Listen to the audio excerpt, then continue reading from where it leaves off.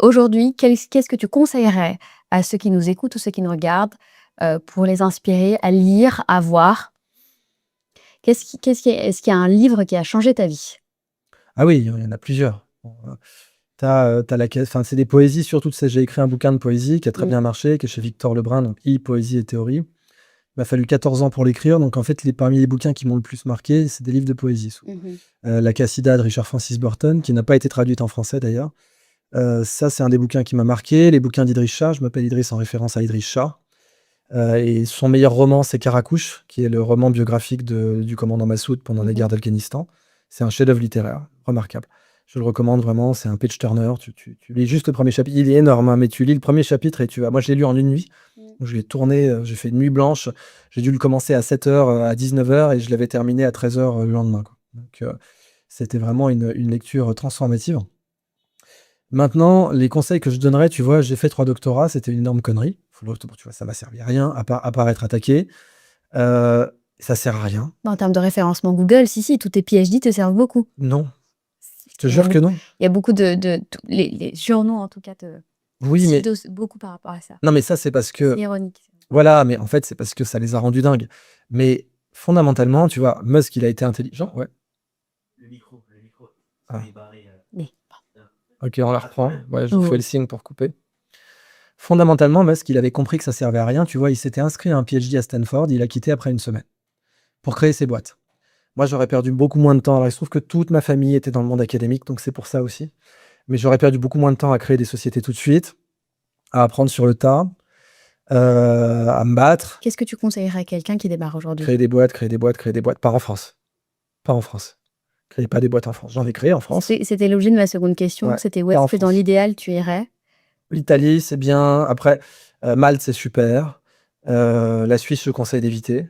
Il y a Mais pour, encore climat économique, réglementaire, mais aussi en termes de vie, puisque là pour l'Europe la c'est un peu Bulgarie. La Bulgarie, c'est très bien. L'Estonie, c'est très bien. et donc l'Europe de l'Est, elle s'éloigne un peu du scénario orwellien où tout est sous contrôle, Bah, tout est, je parlais à des Bulgares, eux, ils ont connu vraiment l'Union soviétique. Donc, par exemple, ils me disaient, nous, quand l'État nous vendait Pfizer, on savait qu'il fallait pas le faire. mmh, On savait qu'il fallait pas le faire, qu'il fallait se faire des faux passes, ils me sortaient ça. Parce que nous, on avait connu l'époque, où, la télé d'État nous disait que Tchernobyl, c'était très bien, tu vois? Donc, eux, ils ont été vaccinés pour le coup, au bullshit d'État, alors que la France, non. mmh. Et la plupart des États d'Europe de l'Ouest, non, sauf l'Allemagne de l'Est. Ce qui explique d'ailleurs le succès de l'AfD en Allemagne de l'Est, hein. L'AfD, c'est les jeunes d'Allemagne de l'Est qui votent pour ce parti parce que c'est devenu un parti contestataire, du pouvoir en place, Mmh. quoi, concrètement. Avec, tous les défauts qu'ils peuvent avoir, bien entendu, et le caractère d'extrême tension qui existe aujourd'hui en Allemagne. Mais donc aujourd'hui, déjà, avec l'IA, faut être très clair, l'école, elle est larguée. Mmh. Elle est larguée. ChatGPT peut t'apprendre beaucoup plus. Grok peut t'apprendre beaucoup plus que les meilleurs profs. Il a une patience infinie. Il peut te faire des jeux de rôle. Mmh. Aujourd'hui, tu peux installer un DeepSeek sur ta machine en local avec une grosse fenêtre de contexte où tu peux prompter le DeepSeek en disant: «Fais un jeu de rôle pour mes enfants pour leur apprendre la totalité du programme d'histoire géo, de la 6e au bac. Je veux que tu gardes tout le contexte, que tu vas mettre sur un disque dur de plusieurs téraoctets». Enfin, encore qu'à mon avis, faire un jeu de rôle qui irait de la 6e au bac, il te faudrait, ouais, 1 téraoctet de contexte. Bon, c'est possible, tu fais ça sur un Mac Studio. Donc tu installes DeepSeek sur ton Mac Studio, tu as mieux que Louis Grand. Tu as mieux que le lycée Louis Grand. Mais je le dis clairement. DeepSeek met une vitesse à des profs agrégés. Mmh. Ils explosent même. C'est pas il met une vitesse, il les humilie. Parce que DeepSeek, il va te sortir, tu as un prof agrégé, la grecque, c'est une blague en Mmh. philo, mais c'est 90 de la philosophie occidentale. Bon, réveillez-vous, la philosophie, on l'a pas inventée, hein. Le mot est grec, mais on faisait de la philosophie avant que le mot existe. Mmh. C'est comme les crétins qui, dans les années 60, te disaient que les Grecs avaient inventé les mathématiques. Tes ancêtres vont adorer le concept. Ouais. Le papyrus de Rinde, où tu as un des problèmes les plus vieux de l'histoire des mathématiques, existe-t-il des nombres parfaits impairs? C'est pas explicitement dans le papyrus de Rinde, mais le papyrus de Rinde te montre que les Égyptiens avaient déjà ce niveau de compétence. C'est au passage le problème mathématique qui est encore ouvert et qui est le plus vieux au monde. Mmh. Ça fait 4000 ans qu'on n'a pas réussi à le résoudre. Je sais pas si tu te rends compte que les Égyptiens se posaient une question Existe-t-il des nombres parfaits impairs? Un nombre parfait, c'est un nombre qui est égal à la somme de ses diviseurs. 6, 1 plus 2 plus 3 égale 6. Donc 6 est divisible par 3, par 2 et par 1. 1 plus 2 plus 3 égale 6, c'est un nombre parfait. Il se trouve que 6 est un nombre pair. On ne sait pas s'il existe des nombres parfaits impairs. C'est un problème ouvert aujourd'hui en mathématiques. Ça fait 4000 ans qu'on ne sait pas le résoudre.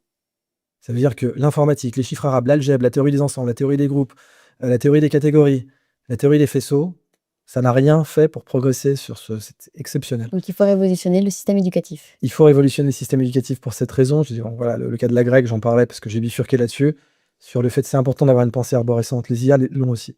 En fait, c'est important de penser à ça parce que je te disais, voilà, l'agrégé en philo, 90% de sa culture philosophique, elle est occidentale.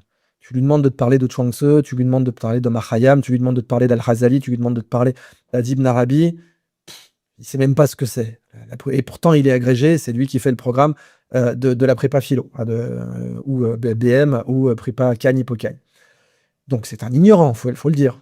C'est un ignorant. Il y a une énorme partie de son cerveau qui ignore de tout un pan de la philosophie mondiale. L'IA, non. DeepSeek, il va t'amener sans problème un Chuang Tzu, un Ibn Arabi, un Al-Ghazali, etc. Bon. Donc, aujourd'hui, tu peux programmer un DeepSeek pour être meilleur que Louis le Grand. Oui. Tu m'étonnes que l'État français interdise les écoles à la maison. Parce qu'aujourd'hui, tu n'as plus aucun intérêt, même à la fac. À la vitesse où ça va, tu apprendras beaucoup plus qu'à Polytechnique. Bon, ça, c'est facile. Je tire sur les Voilà, ambulances. pour mon bac, je ne suis pas allée à l'école et dans tous les conseils des disciplines, parce qu'évidemment, je n'ai pas été virée. Je n'y allais pas, mais je n'étais pas virée puisque je faisais une tribune sur le système éducatif inadapté. Ouais. Donc du coup, je m'en suis sortie comme ça et puis j'ai révisé 2 semaines chez moi avant le bac.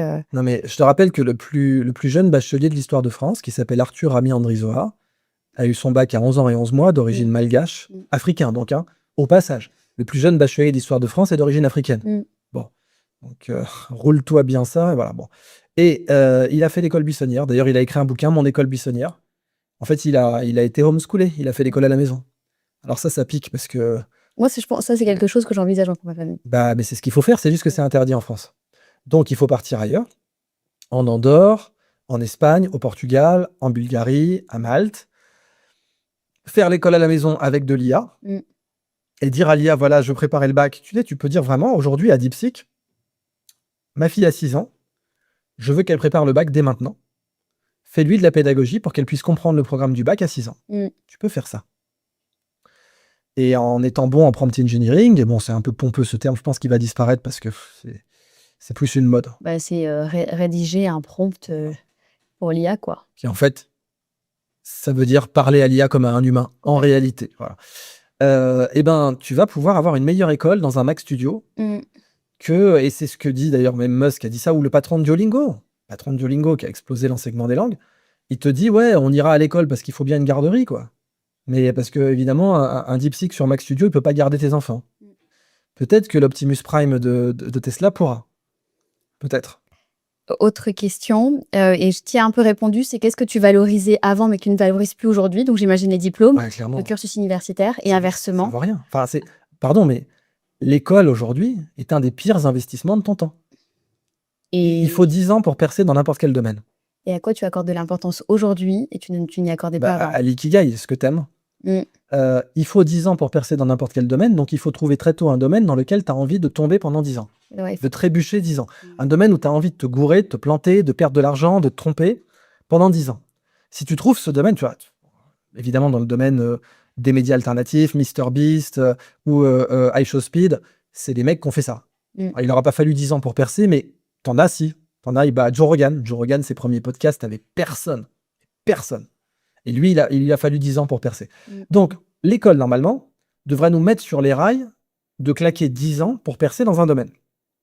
Elle ne le fait pas. Elle le fait pas. Elle dit, tiens, je vais t'apprendre un petit peu de ça, un petit peu de ça, un petit peu de ça, sachant que dans ce que je t'apprends, la loi de Pareto est horrible. C'est même pas 20% de ce que je t'apprends va te servir, c'est 5%. Bon. Donc, tout le reste, c'est je le fais parce qu'il faut bien, parce qu'il faut créer une sorte de culture commune, alors qu'en réalité, tu prends le bac de français. J'ai un doctorat de littérature comparée. Le bac de français m'a dégoûté de la littérature. Il y avait du Saint John Perse dans le bac de français, j'ai détesté ça. J'adore Saint John Perse aujourd'hui. Bon, c'était un sale con, mais je l'adore. Enfin, j'adore sa poésie. Ce qu'il a fait pendant la Deuxième Guerre mondiale, j'aime moins. Et qu'est-ce que tu aimerais laisser de toi? Qu'est-ce que tu aimerais qu'on se rappelle de toi? C'est déjà le cas. Si je crevais demain, j'ai failli crever 4 fois dans ma vie. Et donc j'ai eu quatre moments où j'ai vraiment c'était voilà, en un claquement de doigts, je crevais ou je crevais pas. Et c'est clairement mes idées, mes confs, ça y est, ce que j'ai produit sur l'économie de la connaissance, les directions que j'ai données, dans mes essais, dans Libérer votre cerveau, dans l'âge de la connaissance, dans C'est plus de ta posture de lanceur enfin, c'est même pas lanceur d'alerte, ça, c'est mais le journalisme. Mais oui. ça, on finira par l'oublier. Mais les idées et les théorèmes, c'est ce qu'on n'oublie pas, c'est ce qui sert. Il y a le sachant, il y a celui qui lutte pour le savoir, pour que le monde gagne en connaissance, mais il y a aussi celui qui lutte pour apprendre aux autres, pour que les autres s'éveillent. Ah oui, C'est ça, deux la postures différentes. pédagogie, j'ai toujours parce qu'en France, vraiment, la pédagogie, c'est mal vu. Ouais, Et en effet, réveiller les quand tu consciences. vulgarises des concepts, quand tu Ouais. te dis: «Oh là là, c'est un marchand de tapis parce qu'il essaie de rendre les choses simples».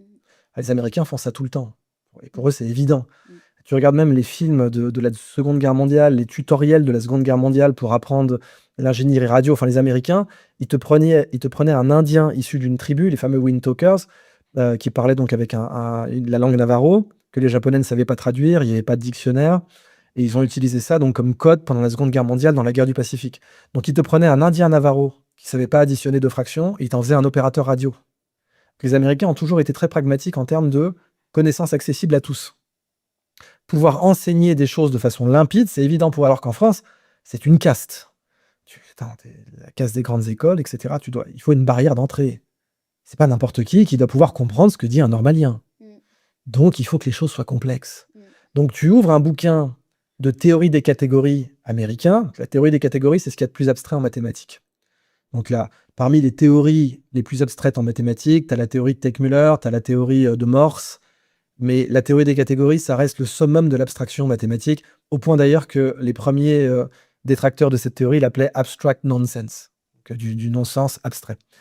Tu ouvres un bouquin américain de théorie des catégories, ils essaient de tout rendre limpide et clair et concret. Tu ouvres un bouquin de Jussieu, où tu as parmi les meilleurs catégoriciens français au passage, tu piches que dalle. C'est horrible. Moi, j'ai ouvert un polycopier de cours de théorie des catégories.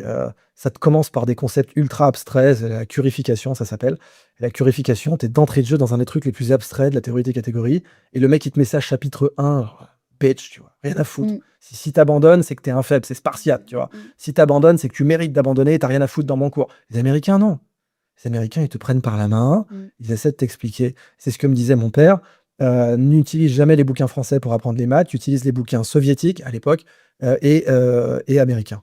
Parce que les soviétiques et les américains avaient ça de commun, que pour les soviétiques, parce qu'ils étaient marxistes, il y avait le côté n'importe quel prolo doit pouvoir apprendre, donc on va être pédagogue. Oui. Et les Américains, parce qu'ils étaient pragmatiques, tu avais le côté on doit pouvoir prendre un Navarro de sa réserve qui ne sait pas additionner deux fractions et t'en faire un ingénieur radio. Ouais. Bon, les Français, t'es ouf, ingénieur, c'est la noblesse. On n'a pas aboli la noblesse, je te rappelle, on l'a simplement redistribué par concours. Donc tu vas pas faire un chevalier comme ça, t'es pas fou. Un chevalier, l'ingénieur, c'est le chevalier moderne en République, donc c'est pas possible.